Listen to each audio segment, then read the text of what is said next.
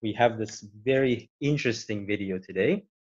We're gonna talk about the history a little bit, but we'll start off. You guys can introduce yourselves, and then we'll get started here. All right. All Ladies first, please. Yeah, sure. Go ahead. Thanks. Hi, I'm Arnika, and I speak Marathi. I come from just outside of Mumbai in Maharashtra, and I live in London now.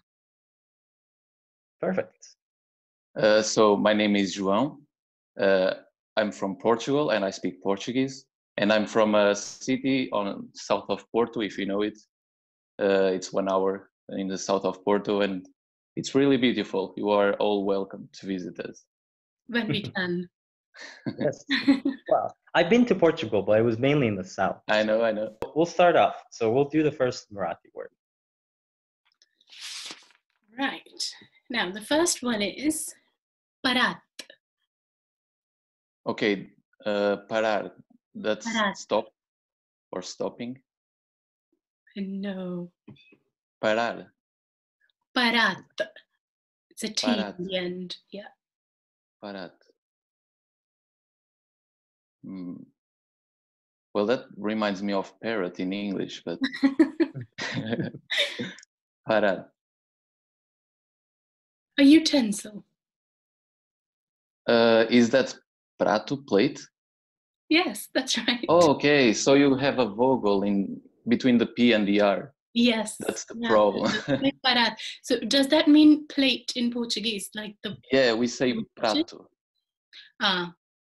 See, Yeah. it doesn't. So in Marathi, and I think in Hindi as well, what it means is a massive metal plate that you use to knead dough in. So you wouldn't eat in a parāt unless you're really hungry, of course. But you know. Okay, so that's only a really big plate.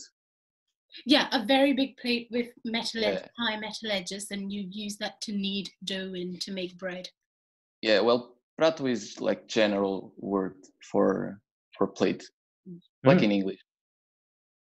Yeah, Nice it's that's where the word was derived from, but the way it is used is slightly different. But I mean, still pretty much the same. Still a plate, right? It's been a long time since it entered the language, so it has changed in terms of the context it's used in now.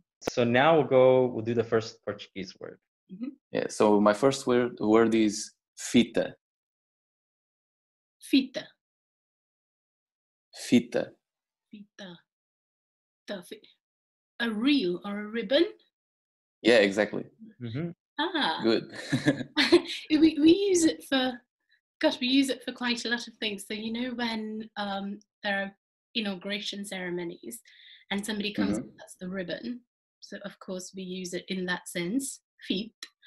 But also for saying things like a sound reel or a picture reel. So we'd say dhvani feet, which is a cassette, an audio cassette. Oh, yeah, we also do that. Oh, do you? We also say that. Yeah. So do you use feet for that as well? Yeah, for the cassette part, like the part where the video is recorded. Oh, yeah. That's what you meant. Yeah, exactly. Now we'll do the second Marathi word. Yes, second one. Right, that one is pagar. Oh, okay, that's easy. That's pagar in Portuguese as well, and it means pay or to pay. Oh, yeah. So it doesn't mean to pay, not the verb, but it means salary in Marathi. Okay. Well, for salary, we have salário. Yeah. Pagar is really the act of paying. That's probably where the noun was derived from in Marathi. Exactly. Yes. So it is derived from the same word, but I used slightly differently. But it's still the root of it is the same. Whereas you would use it for salary, it would be used in Portuguese. It would be like to pay, basically, right? So I mean, when you receive your salary, you get paid. So it kind of makes sense. Exactly. But for us, it's just a verb. I think I'm not wrong. So if you want to say, can I pay with card, you would use pagar. Yeah, exactly. Like, posso te pagar with com cartão. Well, so pagar. Yeah, that's the word. Nice. We've done the same to a couple of the Farsi verbs as well, but I would like to point out that it wasn't Bahadur who brought up Persian. I'm not bringing the Persian language into this It's video. my fault. So. No worries, no worries. All the Someone will knowledge get is welcome. Okay, I think that this word should be fairly easy, or should be pretty easy, but let's go with your second one. So my second one is natal. Christmas. Yeah, exactly. Yeah, natal. We say natal. Natal? Natal. It's the R on the end is very special in Marathi and a lot of the southern Indian languages. Okay. So we've changed the natal to natal. The Portuguese were the first Europeans to make it to India by sea.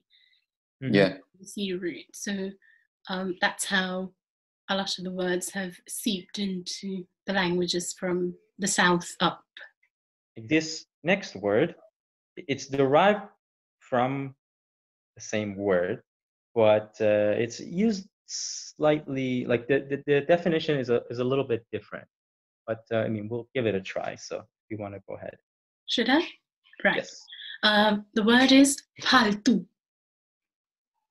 Faltoo? Faltoo. Faltoo. Okay, like missing something. Yes, that is the definition in Portuguese. Right. Yeah. And the word is derived from that, but used a little bit differently. Whereas, I mean, you can explain that. I use it a lot. It means rubbish or nonsense. Okay. Worth no importance. Okay, we use it like a verb as well. You can say eu falto, which means I am missing something, or my class. Eu falto às aulas. Yeah. I shouldn't, which means I missed my class. I shouldn't do that. Okay, so the next one is this I find interesting because the word didn't enter Marathi from Portuguese, but if you want to go ahead and read it. Yeah, so the word is deus. Can you say it again, please? Deus. Deus. Yeah. I have two guesses. Did you say it didn't come to Marathi from Portuguese? No. Oh. Well, both of my guesses have not come to Marathi from Portuguese. They both have Sanskrit roots. One is either divas, which is day, or the second is dev, which is God. And they both come from Sanskrit. Mm-hmm. Exactly. It's correct. Dev? Well, God. You know what? I just thought of it, and in Greek, the god Zeus, I think in English. Yeah. So he's called Theus in Greek. So that's very close to Dev, Deus, and everything we've been talking about. It's kobi. Kobi. That reminds me of cobrir, which means to cover. No? Kobi.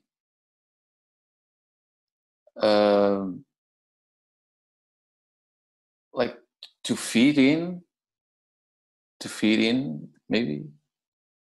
I see where you're going with this, but you have to change the way the word is pronounced a little bit. Kobi. It's not that different, but okay. Cabbage. We say couve. Yeah, that's where it comes from. Yeah, we say couve. It's a little bit different. A lot of the food names have come from Portuguese like that. I'm not sure if many people know. I don't know what that fruit is called in Portugal now, but it's a sweet lime. It's like a yellow orange, and it's really sweet. It's Limão? Lemon? No. So it's not. Lemon. So I think the story behind it is that Mozambique was also a Portuguese colony, and Portuguese brought the fruit to India. Or they introduced it to India, and it was named after the country of import. So that was what's Mozambique in Portuguese? Mozambique. So instead of the Z. Yeah. So we call it in Marathi. It's Mosamba. In Hindi, Mozambique, and in Urdu as well. So the fruit that came from Mozambique. So we have one more Portuguese word. So we'll do that one, and then we'll go to your sentence. So you can go ahead. Leilão. Sorry, can you say it again? Leilão. So 2 L's. Oh, that's almost the same. Lilaav, auction. Yeah, exactly. Yeah. How you say that? Lilaav. Lilam. Lilaav. Oh, lilaav. Okay. Or because you just mentioned something else, I thought of it. Some people also say nilam, and I think nilam is more frequently used in Hindi perhaps, but lilaav is what we say in Marathi. Okay. Yeah, that's pretty close. Yeah. It's just you have that nasal, like leilão, like, that doesn't exist in Marathi, right? So that's a song in Portuguese. I think that song is not in any other language. That's how we say my name, João. Yeah, it's the same sound.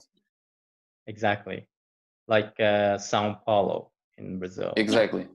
Yeah, you spoke that pretty well, actually. That's normally difficult to say, but yes, most people will say São Paulo, right? So exactly. We do have the nasal tone as well, but it's a lot more toned down compared with Portuguese.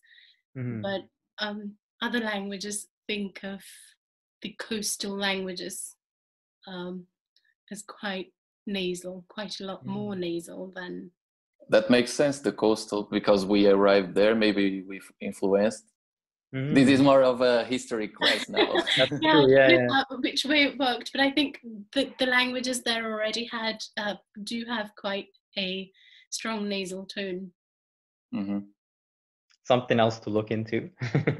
Yeah, I will I like this stuff. I will definitely look that up. Nice. Okay, so now we're gonna do a sentence, and I just want to point out that this word, once again, the definition is slightly different, even though it was derived from the same word. It's just the definition is not exactly the same. So the sentence is, मी साडीला इस्त्री केली. Can you say that again? मी साडीला इस्त्री केली. So you are saying use something. Easter, is that Easter? No, but the word is. That's the word? Yeah, that's the word. Easter. Oh, like estar, which means to be or to stay. No. Istari. Yeah, I'm not quite sure. Istri.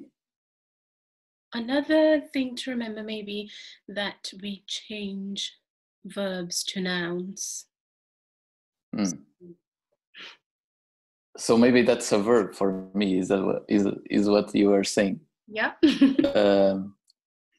Istri.